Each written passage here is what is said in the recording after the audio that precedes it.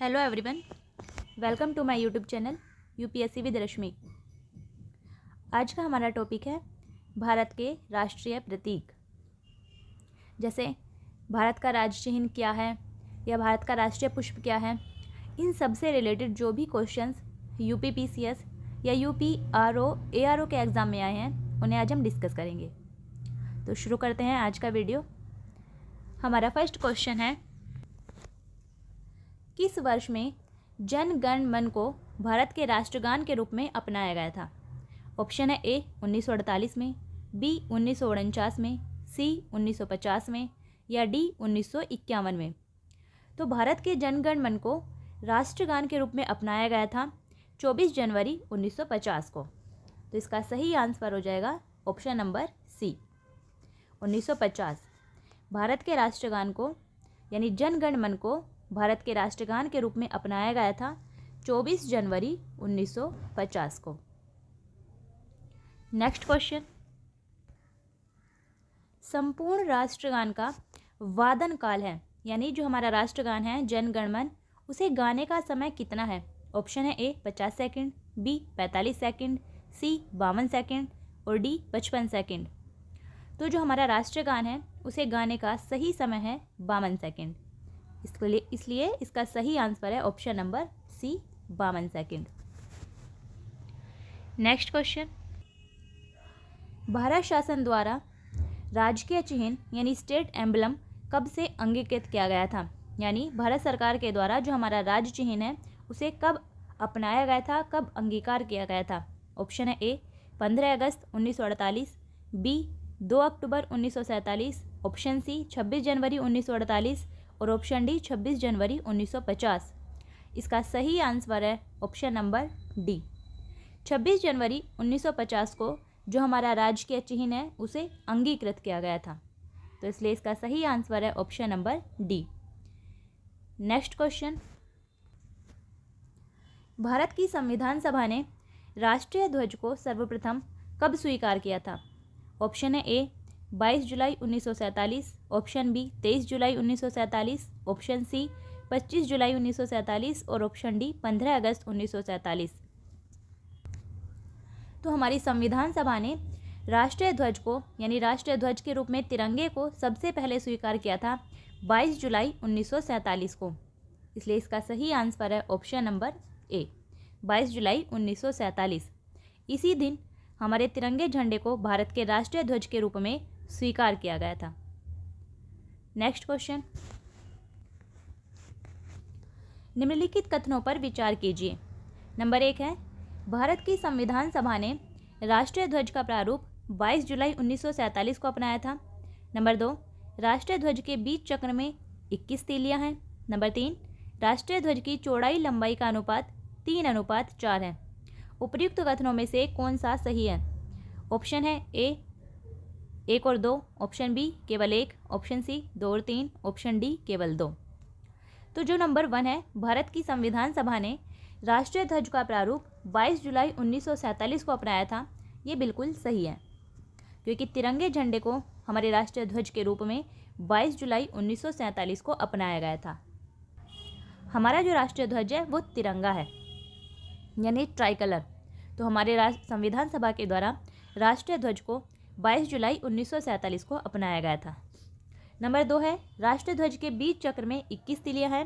ये ऑप्शन गलत है क्योंकि राष्ट्रीय ध्वज के बीच चक्र में 24 तीलियां हैं, ना कि 21।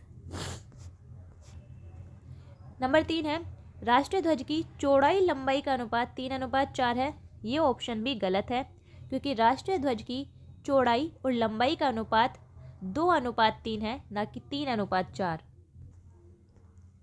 यानी राष्ट्रीय ध्वज की लंबाई, चौड़ाई और लंबाई का अनुपात 2:3 है, जबकि उसकी लंबाई और चौड़ाई का अनुपात 3:2 है। इसे ही उल्टा कर दीजिए। तो ये ऑप्शन भी गलत है, इसलिए इसका सही आंसर होगा केवल 1 यानी ऑप्शन नंबर बी हमारा सही आंसर है। जो हमारा राष्ट्रीय ध्वज है तिरंगा, उसे किसने डिजाइन किया था? उसे डिजाइन किया था पिंगली वेंकैया के द्वारा, उसे डिजाइन किया गया था। नेक्स्ट क्वेश्चन, भारत की संविधान सभा ने निम्नलिखित में से किस तिथि को राष्ट्रीय ध्वज को अपनाया था? अभी बताया था कि भारत की संविधान सभा ने राष्ट्रीय ध्वज को अपनाया था 22 जुलाई 1947 को, इसलिए इसका सही आंसर है option number C. Next question, भारतीय राष्ट्रीय ध्वज के प्रारूप को किस दिन स्वीकार किया गया था? फिर से वही है, तो इसका सही आंसर होगा 22 जुलाई 1947, यानी ऑप्शन नंबर बी। जो भारत का राष्ट्रीय ध्वज है तिरंगा, उसे स्वीकार किया गया था 22 जुलाई 1947 को, और उसे तैयार किया गया था, यानी हमारा जो राष्ट्रीय ध्वज है उसका उसे डिज़ाइन किया गया था पिंगली वेंकैया के द्वारा। नेक्स्ट क्वेश्चन, भारत का राष्ट्रीय पशु है? ऑप्शन है ए हिरण, बी हाथी, सी बाघ और डी शेर। तो जो भारत का राष्ट्रीय पशु है वो बाघ है, ऑप्शन नंबर सी इसका सही आंसर है। लेकिन हमारा जो राष्ट्रीय पशु है बाघ, उसका वैज्ञानिक नाम क्या है? तो उसका वैज्ञानिक नाम है पैंथेरा टाइग्रिस। ये याद रखना है। राष्ट्रीय पशु तो सबको पता होगा कि बाघ है, लेकिन उसका वैज्ञानिक नाम क्या है? वो है पैंथेरा टाइग्रिस। ये याद रखना है। नेक्स्ट क्वेश्चन, भारत का राष्ट्रीय पुष्प कौन सा है? ऑप्शन है ए सूरजमुखी, बी कमल, सी गुलाब, डी गेंदा। तो जो भारत का राष्ट्रीय पुष्प है वो है कमल। इसका सही आंसर है ऑप्शन नंबर बी। ये सबको पता है, भारत का राष्ट्रीय पुष्प कमल है, लेकिन कमल का वैज्ञानिक नाम क्या है? कमल का वैज्ञानिक नाम है नेलंबो न्यूसिफेरा। ये कमल का वैज्ञानिक नाम है नेलंबो न्यूसिफेरा, ध्यान रखना। नेक्स्ट क्वेश्चन, भारत का राष्ट्रीय पक्षी कौन है? ऑप्शन है ए कोयल, बी हंस, सी मोर, डी कबूतर। तो जो भारत का राष्ट्रीय पक्षी है वो है मोर। तो इसका सही आंसर है ऑप्शन नंबर सी, यानी मोर भारत का राष्ट्रीय पक्षी है। लेकिन मोर का वैज्ञानिक नाम क्या है? मोर का वैज्ञानिक नाम है पावो क्रिस्टेसस। ये मोर का वैज्ञानिक नाम है। नेक्स्ट क्वेश्चन, भारतीय राष्ट्रीय ध्वज में चक्र किसका प्रतीक है? जो हमारे राष्ट्रीय ध्वज में चक्र बना हुआ है जिसमें 24 तीलियां हैं, वो किसका प्रतीक है? ऑप्शन है ए स्वतंत्रता का, बी न्याय का, सी समानता का, डी भाईचारे का। इसका सही आंसर है ऑप्शन नंबर बी न्याय का। हमारे जो राष्ट्रीय ध्वज है तिरंगा, उसके मध्य में जो चक्र बना हुआ है वो न्याय का प्रतीक है। नेक्स्ट क्वेश्चन, भारत के राष्ट्रीय ध्वज में आरों की कुल संख्या है, यानी जो हमारे राष्ट्रीय ध्वज है उसमें जो तीलियां हैं उनकी कितनी संख्या है? ऑप्शन है ए 20, बी 24, सी 26, डी 30। तो जो हमारा राष्ट्रीय ध्वज है उसमें आरों की कुल संख्या यानी तीलियों की कुल संख्या 24 है। यानी भारत के राष्ट्रीय ध्वज में जो चक्र बना हुआ है उसमें कुल 24 तीलियां हैं, इसलिए इसका सही आंसर है option number B. Next question, राष्ट्रीय पंचांग के संबंध में कौन सा कथन सही है? नंबर 1, भारतीय राष्ट्रीय पंचांग विक्रम संवत पर आधारित है। नंबर 2, राष्ट्रीय पंचांग को 26 जनवरी 1950 से अपनाया गया है। कूट की सहायता से उत्तर देना है। ऑप्शन ए केवल 1, ऑप्शन बी केवल 2, ऑप्शन सी 1 और 2 दोनों, और ऑप्शन डी ना तो 1 और ना ही 2। तो जिसमें नंबर 1 है राष्ट्रीय पंचांग के बारे में, भारतीय राष्ट्रीय पंचांग विक्रम संवत पर आधारित है, ये गलत है। क्यों?